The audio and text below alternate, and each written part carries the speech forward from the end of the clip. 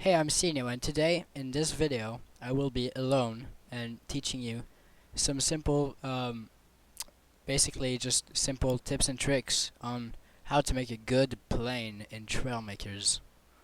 So let's get started, I guess. This video will be segmented in three different segments. The first one being like fighter tips on how to be more maneuverable and stuff. Part 2 is survivability for your fighter. And part 3 is gonna be the looks, like how to get good looking builds. So let's get started. Alright, so for part 1 I'm gonna use this build right here that I made. It's a SU-57 to show you how to be more maneuverable and how to deal the most damage possible. So the first step I have is have the weight, the center of mass, as much in the back as possible, because then it's easier to maneuver because it's gonna be turning around this point. At least I think so. And yeah, so basically just have your center of mass in the back. And second tip is instability is key. So if your plane does not go straight on its own when you're flying without any inputs, that's bad for flying like and cool looking and stuff, but it's good for fighters because it's easier to turn. The third tip I have for fighters is have thrust vectoring. Basically move the last engine in your row, and that's gonna allow you to turn much sharper and at lower speeds. The next tip on our list is have like canards or control surfaces in the front of your wing. For example, here I have some flap wings on the front of my wings, and they move to allow me to have greater maneuverability. Number 5 on our list is why you should always use timed smart cannons. Because the timed smart cannons shoot basically as fast and have more like auto aiming basically. So on this I have 4 smart cannons hidden inside with piston glitching, and it allows me to dish out some serious damage. Okay, so that is all for part 1. So let's move on to part 2.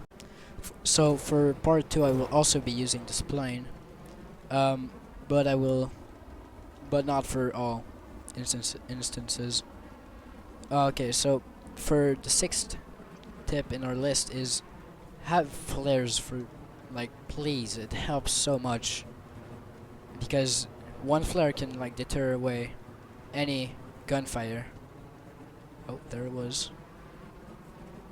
And basically you can have them just piston glitched inside of your plane and barely stick out like I have here. The chrome tabs, the thin ones at least, also float for some odd reason. So you can fly over the spot where you dropped it to like reuse it, I think. Okay, so for the next tip, I will not be using this plane, but I will be using this plane instead that you might recognize from my other video.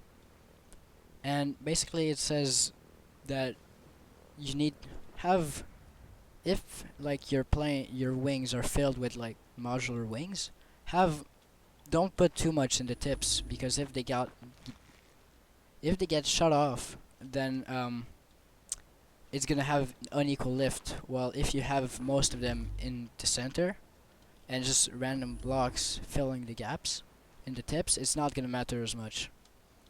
Which brings us to the next tip, which is that you don't need to have modular wings all over your plane wing, basically, unless you need to lift cargo or something. So for this plane I have mostly blocks and some lift, and it flies incredibly well. As you can see here, it does. it takes off like a charm. Flies amazingly, because if I had put wings all over the wing, ironically, um, it would have way too much lift and also be way more complex and less like structurally sound, more weak. Alright, so for the next tip, I will not be showing this plane again, but rather back to the Su-57. And the tip is that aero glitching is very useful for when you don't want to spam engines in your build, but you need them to be pretty fast. So this is only 300 miles per hour, but it only has 6 Dragon engines and pretty bad aerodynamics. Alright, so next tip.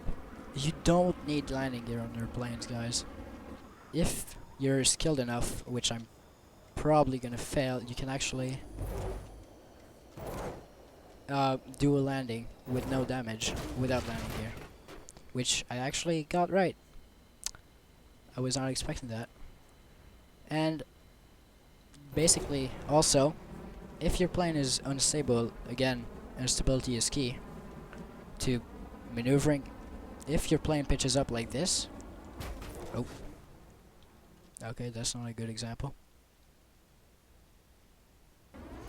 As I was saying, if your plane pitches up on its own, like this, which I'm not touching anything right now, it's pretty good because the auto aim doesn't really work when they're from the side, because the auto aim will think, oh, it's going in a straight line, I'm gonna shoot there, but your plane's not gonna be there.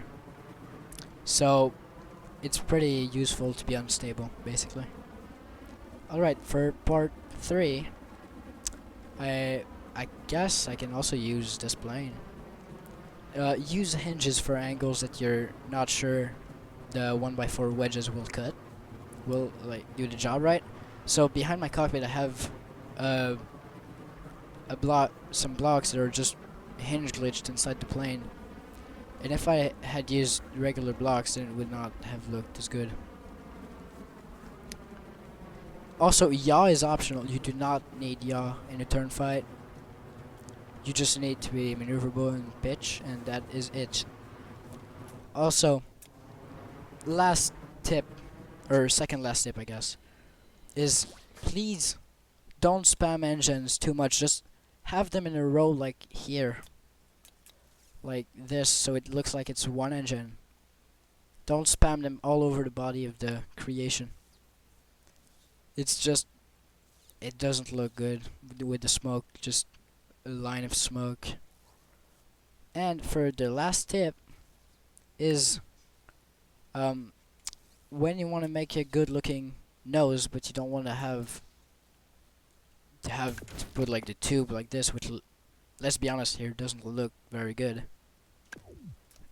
One of my friends has found out that putting some, as I was saying, sorry, my sister walked in.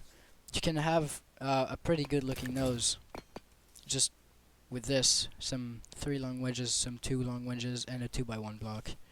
So thank you for watching, guys.